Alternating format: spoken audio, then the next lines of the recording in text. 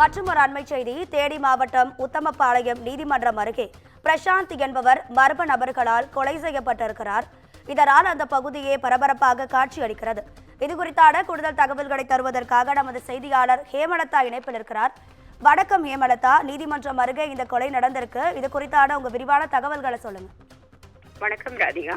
உத்தமபாளையம் பகுதியைச் சேர்ந்தவர் பிரசாத். இவர் ஃபைனான்ஸ் தொழில் செய்து வர இன்னைக்கு காலையில அங்க உத்தமபாளையம் நீதிமன்றம் அருகே உள்ள கோயிலுக்கு சாமி கும்பிடுவதற்காக வந்த நிலையில அவரை பின்தொடர்ந்து வந்த மர்ம நபர் ஒருவர் கத்தி தாக்கியிருக்காரு. அங்கிருந்து தனது உயிரை காப்பாற்றிக்கொள்ள ஓடிய பொழுது நீதிமன்றம் அருகே உள்ள தனியார் விடுதிக்குள்ள பூந்திருக்கான்.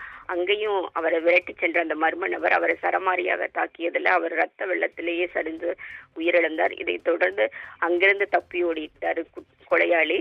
இது குறித்து உத்தமபாளையம் காவல்துறையினர் உடனடியாக சம்பவ இடத்துக்கு விரைந்து வந்து உயிரிழந்த பிரசாத்தின் உடலை மீட்டு பிரேத பரிசோதனைக்கு அனுப்பி வச்சிருக்காங்க. தற்பொழுது கொலை நடந்த இடத்துல பாத்தீங்கன்னா தடைவியல் சேகரிப்பு நிபுணர்கள் வரவழைக்கப்பட்டு உத்தமபாளையம் காவல் துணை கண்காணிப்பாளர் செங்குட்டுவன் தலைமையிலான போலீசார் தீவிர விசாரணை நடத்திட்டு வராங்க. இதனால் அந்த பகுதியில் ஒரு பெரும் பரபரப்பு ஏற்பட்டிருக்குன்னு சொல்லலாம் ராதிகா. உங்க விரிவான தகவல்களுக்கு நன்றி ஹேமலதா.